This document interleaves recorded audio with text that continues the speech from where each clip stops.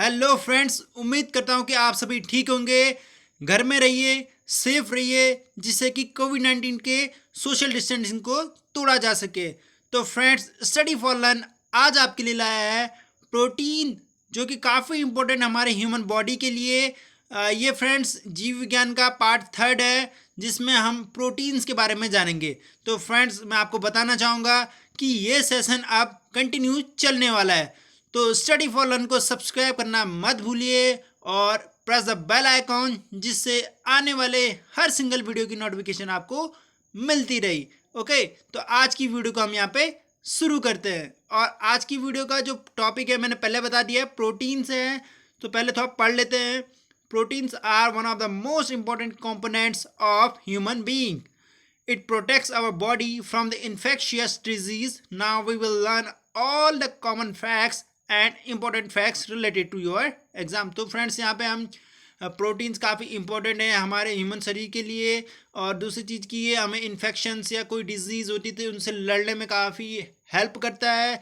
तो आज हम इसके बारे में कंप्लीट डिस्क्रिप्शन में समझेंगे कि प्रोटीन्स का हमारे लाइफ में, ह्यूमन बॉडी में क्या इम्पोर्टेंस है। तो वीडियो को आगे बढ़ाते हैं। और यहाँ पे प्यारा सा चित्र आपको देखने मिलेगा जिसमें कि प्रोटीन्स के इम्पोर्टेंस, इसमें मैं 1 मिनट हाईलाइट कर देता हूँ आपको कि ये मीट है और सारे इंग्रेडिएंट्स हैं।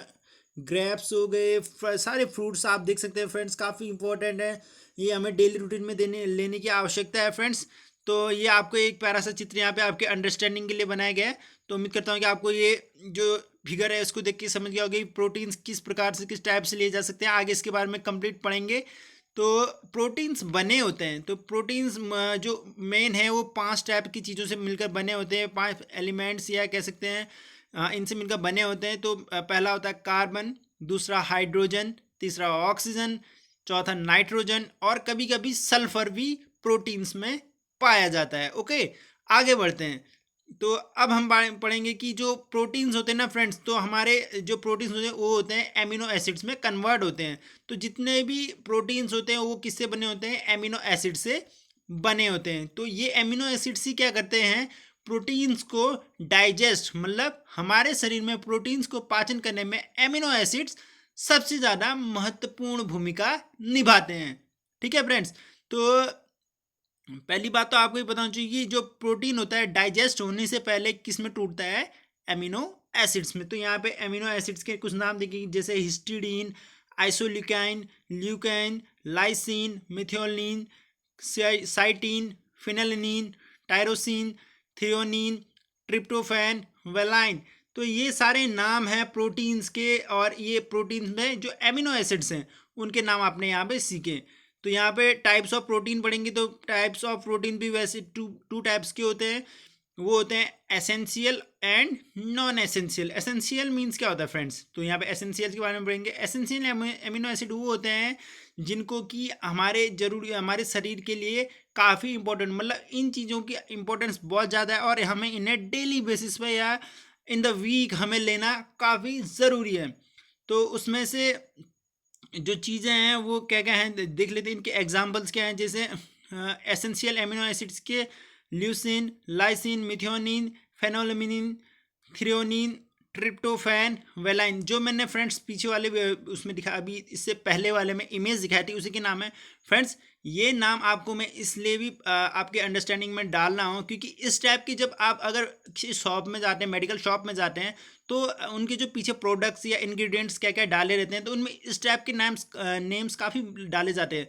तो ये आपकी अंडरस्टैंडिंग इसलिए बना सकती है कि बाय द वे कभी आप या अपने दादाजी का या नाना जी का कोई मेडिकल सॉल्ट लेना चाहते हैं, दुकानों में जाना चाहते हैं, और अगर आपने पीछे पढ़ लिया तो आपकी अंडरस्टैंडिंग ये बन सकती है कि अच्छा ये नाम तो शायद प्रोटीन से रिलेटेड, सो शायद ऐसा हो सकता है कि दादाजी को शायद प्रोटीन्स की कमी हो रही हो। तो ये अंडरस्टैंडिंग बनाती है फ्रेंड्स, इसको याद करने की जरूरत नहीं, बस you have to learn in your mind that it comes in any point. Okay, तो ये चीज़ें हो गई। अब पढ़ेंगे नॉन एसेंशियल, जो हमारे शरीर में पहले से ही मौजूद होते हैं फ्रेंड्स, उन्हें कहते हैं नॉन एसेंशियल एमिनो एसिड्स। और वो क्या क्या हैं फ्रेंड्स? जैसे एलेमाइन, अर्जेनाइन, ग्लूटामाइन, ग्लूटेनेटिक एसिड, क्रिस्टलाइन। कुछ ये नाम हो गए फ्रेंड्स। और कुछ और भी हैं, वो नाम मैं आपको बताना चाहूँगा। वो हैं ग्लाइसिन, हिस्टिडाइन, प्रेलाइन, सेराइन, टायरोसिन। तो ये जो नॉन एसेंशियल एमिनो एसिड्स हैं ये हमारे बॉडी में पहले से ही होते हैं। तो आपने यहाँ पे ये चीज़ें भी सीख ली फ्रेंड्स। और यहाँ पे कुछ कंप्लीट प्रोटीन और इनकम्प्लीट प्रोटीन्स के नाम दिए हैं, जैसे foods containing all essential amino acids. Example जैसे फिश, मीट, एग्स, मिल्क और चीज़, ये कंप्लीट प्रोटीन्स में आते हैं। और इनकम्प्लीट प्रोटीन्स में आते हैं foods that are missing some essential amino acids. Example जैसे लेग्यूम्स, सॉरी फ्रेंड्स, लेग्यूम्स है ये, नट्स, होल ग्रेन्स। तो ये जो कुछ चीज़ें हैं जिनमें इनकम्प्लीट प्रोटीन्स होता है, जबकि जो कंप्लीट प्रोटीन्स हमें मिलता है वो हमें फिश, मीट, एग्स, मिल्क, चीज़, ये 5-6 इंपॉर्टेंट चीज़ें हैं जिनसे हमें प्रोटीन कंप्लीट मात्रा में मिलता है। ओके, आगे बढ़ते हैं। तो कैटेगरी क्या है, किस टाइप से प्रोटीन्स को हमने बांटा है। तो पहला है एज एंजाइम, तो एंजाइम के टाइप पे। फिर उनके हार्मोनल की हार्मोन्स में किस प्रकार से काम करते हैं। उसके बाद उनके ट्रांसपोर्टेशन, फिर कॉन्ट्रेक्टाइल कॉन्टैक्ट किस प्रकार से रहता है, उनके स्ट्रक्चर और प्रोटेक्टिव किस प्रकार से। तो इस प्रकार से हमने प्रोटीन्स की कैटेगरी 6 भागों में बांटी है। तो इसमें से फ्रेंड्स पहला हम एंजाइम को लेंगे। तो जो मोस्ट इम्पॉर्टेंट एंजाइम है जो हमारे प्रोटीन को डाइजेस्ट करने में सबसे ज़्यादा भूमिका निभाते हैं, वो होते हैं पेप्सिन एंड ट्रिप्सिन। ये एग्जाम्स में फ्रेंड्स मैं आपको पॉइंट आउट करना चाहूँगा कि ये जो पेप्सिन और ट्रिप्सिन है, these are the enzymes very important to digest our proteins. तो ये एग्जाम्स में काफ़ी पूछे गए हैं फ्रेंड्स। तो remind in your mind that these should not be miss in your study. Okay, तो डाइजेशन में मैं हाईलाइट करता हूँ। जैसे पेप्सिन यहाँ पे दिखाया गया है, ये वाला एरिया पेप्सिन का है। पेप्सिन हमारे ये जो स्टमक होता है, स्टमक में किस प्रकार से काम करता है यहाँ पे दिखा रखा है फ्रेंड्स। तो आप इसका स्क्रीनशॉट भी ले सकते हैं। ओके, आगे बढ़ते हैं। एज अ हार्मोन्स, अब हार्मोन्स में किस प्रकार से प्रोटीन इंपॉर्टेंस है। They are to regulate body functioning, और इनका क्या है। और दूसरा insulin, glucagon, ACTH, adrenocorticotropic, adrenocorticotropic hormone.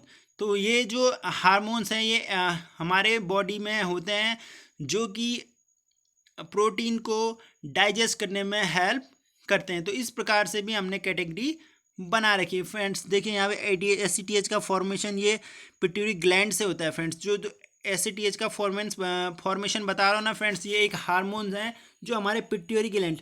तो आप वैसे मैं बता ही देता हूँ, आप कमेंट बॉक्स में पिट्यूटरी ग्लैंड के बारे में ज़्यादा डिस्कशन दे सकते हैं। पिट्यूटरी ग्लैंड जो होता है फ्रेंड्स वो हमारे माइंड में पाया जाता है, जहाँ से ये ACTH फॉर्मेशन या ACTH हार्मोन को सिक्रीज करता है। ओके, तो यहाँ पे इमेज में भी काफ़ी अच्छे से दिखा रखा है। तो ये आपकी अंडरस्टैंडिंग के लिए फ्रेंड्स। अब आगे बढ़ते हैं और अगला है इन ट्रांसपोर्टेशन। तो ट्रांसपोर्टेशन के हिसाब से किस प्रकार से प्रोटीन को हमने कैटेगराइज कर रखा है। तो friends in transportation of different substances they are haemoglobin and myoglobin. तो फ्रेंड्स मुझे तो लगता है ये काफ़ी इंपॉर्टेंट है। हीमोग्लोबिन तो everyone knows that transport oxygen in blood.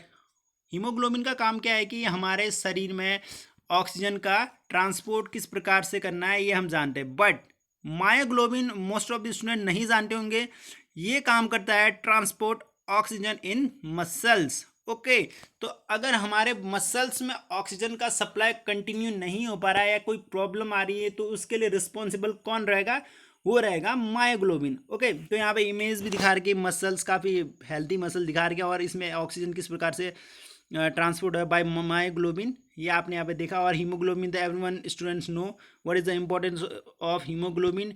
Everyone can comment on your comment section. Okay, आगे बढ़ते हैं। एज कॉन्ट्रैक्टाइल के हिसाब से देखते हैं फ्रेंड्स। एक्टिन एंड मायोसिन, ये भी काफ़ी बार एग्जाम से पूछा गया है कि एक्टिन एंड मायोसिन का काम किस प्रकार से प्रोटीन को डाइजेस्ट करने में। तो ऑब्वियसली आप उसका राइट आंसर क्या देंगे कॉन्ट्रैक्टाइल के बेसिस पे। तो सैक्रोकोम, M creation kinesin H zone में दिखा रखा है फ्रेंड्स। इसका डिस्क्रिप्शन अगर आपको पता है तो ऑब्वियसली आप दीजिए। यहाँ पे एक्टिन एंड मायोसिन यहाँ पे ठीक दिखा रखा है थोड़ा कि किस प्रकार से कॉन्ट्रैक्टाइल की। ये देखिए फ्रेंड्स, इस टाइप से ये कॉन्ट्रैक्ट कर रहा है, ऊपर नीचे वाले को ऊपर वाले से कॉन्ट्रैक्ट करने में हेल्प कर रहा है। तो ये काफ़ी अच्छा दिखा रखा है। ठीक है, आपको अंडरस्टैंडिंग बन रही है तो अच्छी बात है फ्रेंड्स। वीडियो कैसा लग रहा है पक्का लाइक कमेंट में बताइए आप लोग। अब नेक्स्ट पढ़ेंगे स्ट्रक्चरल प्रोटीन्स। तो स्ट्रक्चर के बेसिस पे क्या है, तो collagen components of connective tissues like bones, tender, cartilage, creatine like skin, feathers, hairs. तो इस प्रकार के जो स्ट्रक्चरल प्रोटीन्स होते हैं वो काफ़ी इंपॉर्टेंट। इसमें जो फ्रेंड्स एक वर्ड है कार्टिलेज क्रिएटिन वर्ड। तो क्रिएटिन मीन्स क्या होता है? क्रिएटिन मतलब जो हमारे नाखूनों में होता है ना फ्रेंड्स, हार्ड टाइप का सब्सटेंट होता है, जो कि एक हिसाब से इसमें कोई अगर इसको कोई नुकसान होता है हमें कोई इफेक्ट नहीं पड़ता है, लेकिन ये भी काफ़ी इंपॉर्टेंट सब्सटेंस होता है हमारी बॉडी का। और ये बनता किससे है? ये सबसे इंपॉर्टेंट क्वेश्चन है। और ये बना होता है प्रोटीन से। ओके, तो यहाँ पे आपको ये भी समझने को मिल गया। आगे बढ़ते हैं। एज प्रोटेक्टिव मतलब बॉडी को किस प्रकार से प्रोटेक्टिव करते हैं, उसके लिए ये नाम है कुछ। They are work as to fight against infections. तो किस प्रकार से अगर कोई इन्फेक्शन हो जाता है हमारे शरीर में, तो उस प्रकार से ये जो प्रोटेक्टिव प्रोटीन्स होते हैं किस प्रकार काम करते हैं, तो उनके कुछ नाम दिए गए हैं, जैसे गामा, लेबोलाइंस, visual protection, rhodopsin, iodopsin. Yes, तो इसमें से जो फ्रेंड्स रोडोप्सिन और लोडोप्सिन, उसके बारे में तो मैं थोड़ा आपको डिस्क्राइब करना चाहूँगा। जो रोडोप्सिन होता है ना, वो रॉड्स होते हैं, और लोडोप्सिन जो होता है वो कॉन्स होता है। और रूट्स एंड कॉन्स ये हमारे आइज में पाए जाते हैं, मीन्स आँखों में पाए जाते हैं। तो ये आँखों में भी कहाँ पाए जाते हैं फ्रेंड्स? रेटिना में पाए जाते हैं। और रूट्स क्या होता है? वो रेड सेल्स को सिक्रीज करता है, जिससे कि हमें अंधेरे में देखने में हेल्प होती है, और कौन सा हमें दिन में देखने के लिए हेल्प करता है। तो ये भी आपके लिए इंफॉर्मेटिव अंडरस्टैंडिंग है about to your subject and related to biology. Okay, तो यहाँ पे स्ट्रक्चर दिखा रखा है, काफ़ी इंपॉर्टेंट और काफ़ी अच्छा दिखा रखा है कि प्रोटेक्टिव प्रोटीन डिफीट अटैक किस प्रकार से करते हैं, कंप्लीमेंट अटैक अगेन, और यहाँ पे जेनेटिकली इंजीनियरिंग पिग टिश्यूज़। तो इस प्रकार से ये पूरा जो प्रोसेस दिखा रखा है फ्रेंड्स, वेरी इंपॉर्टेंट है आपके अंडरस्टैंडिंग के लिए। आगे बढ़ते हैं। तो अब ये तो हमने स्ट्रक्चरली बेसिकली कैटेगराइज हमने अंडरस्टैंडिंग बनाने की प्रोटीन्स किस टाइप के होते हैं। तो अब क्वेश्चन ये भी अराइज होता है कि हमें प्रोटीन्स कितना लेना चाहिए ऑन द डेली रूटीन में। तो हमें डेली रूटीन के हिसाब से लगभग 70 से 100 ग्राम प्रोटीन लेना ज़रूरी है, और ये काफ़ी एसेंशियल है, महत्वपूर्ण है हमारे डेली वर्कआउट के लिए या डेली वर्किंग के लिए। ओके, तो ये भी आपने 70 से 100 ग्राम्स ऑफ प्रोटीन। ओके, तो ये भी आपने सीख लिया। अब सोर्स ऑफ प्रोटीन्स में जाते हैं कि किस प्रकार के सोर्स हैं, कितने सोर्स हैं जिससे कि हम प्रोटीन्स को एब्जॉर्ब कर सकते हैं हमारे बॉडी में। तो we can intake proteins from various source, but the few are most important source. तो उसमें से जो महत्वपूर्ण है वो है ग्राउंडनट मीन्स मूंगफली, soybean, pulses, meat, fish, eggs, milk. तो ये काफ़ी इंपॉर्टेंट है। कुछ यहाँ पे वेजिटेबल्स के हिसाब से भी प्रोटीन के बारे में बता रखा है, जैसे pumpkin seed, peanut, hemp, almonds. तो ये नेम्स भी हैं जो कि सब्जीदार हैं। ऐसा नहीं है कि friends protein means only we can take it from animals, नहीं, ऐसा कुछ नहीं है। We can take in from vegetables too. Okay, तो वेजिटेबल्स भी ले सकते हैं, मटर में होता है, और पम्पकिन में होता है, लेंटिल्स में होता है, सोयाबीन्स में होता है। तो ये सारे एग्जांपल्स तो हैं वेजिटेबल्स के। ऐसा नहीं है कि सिर्फ फिश, मीट, मटन ऐसे से लिया जा सकता है, ये भी हैं, लेकिन इनसे भी लिया जा सकता है। और कहा जाता है कि पालक में तो सबसे ज़्यादा प्रोटीन पाया जाता है। ओके, आगे बढ़ते हैं। अब नेक्स्ट क्वेश्चन फ्रेंड्स, ये हमें अंडरस्टैंडिंग बनानी चाहिए, क्योंकि ये मल न्यूट्रिशन से है कि प्रोटीन अगर डेफिशिएंसी हो गई हमारे बॉडी में तो इसके क्या इफ़ेक्ट्स हो सकते हैं। तो विभिन्न प्रकार के डिजीज़ हो सकते हैं, स्पेशली जो प्रोटीन्स के डिजीज़ होते हैं, स्कैरसिटी के डिजीज़ होते हैं, वो बच्चों में ज़्यादा पाए जाते हैं। जैसे कि क्वाशियोरकर जो एक डिजीज़ है जो बच्चों में काफ़ी 3 to 5 ईयर्स के बच्चों में होता है। तो इसमें जिससे बच्चों के सिम्टम्स क्या होते हैं, जैसे शरीर का कलर ज़्यादा डार्क हो जाना, लीवर का कुछ ज़्यादा मात्रा में बढ़ जाना, और एनीमिया क्या होता है फ्रेंड्स, आप कमेंट में बता सकते हैं। और दूसरा है जैसे डिजीज़ होता है मेरेस्मस इस टाइप का डिजीज है, जैसे कि बॉडी वेट कम हो जाना, रिप्स का दिखना तो यहाँ पे भी दिखा रखा है फ्रेंड्स की प्रकार से आपकी जो हड्डियाँ होती है चेस्ट की वो दिखनी शुरू हो जाती हैं।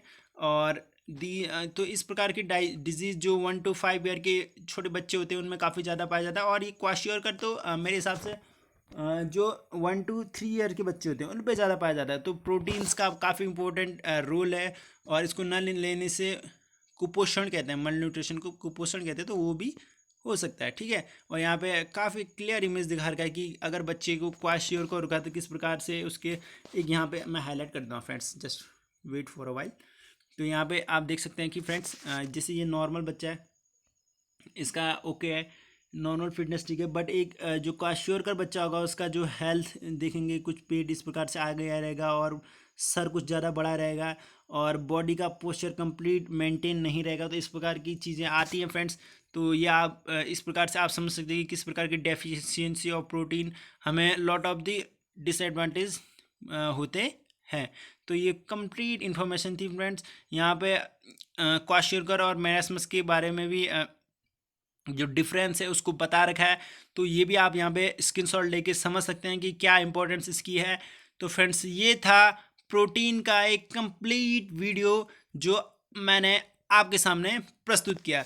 तो मैं उम्मीद करता हूँ कि आपको वीडियो पसंद आ रही होगी फ्रेंड्स। अगर आपको पसंद आ रही है तो friends please, it is my humble request to you that make sure कि आप स्टडी फॉलन को सब्सक्राइब कीजिए, अपने दोस्तों के साथ शेयर कीजिए, कमेंट कीजिए। मैं आपके कमेंट्स को पढ़ता भी हूँ और उसका रिप्लाई भी ऑब्वियसली देता हूँ। तो फ्रेंड्स कमेंट करना मत भूलिए, और लास्ट थिंग प्लीज़ दोस्तों के साथ शेयर पक्का कीजिए। और मेरी दिल से दुआ है कि फ्रेंड्स आने वाले हर एग्जाम में भगवान आपकी मदद करे। Okay, good by two you all.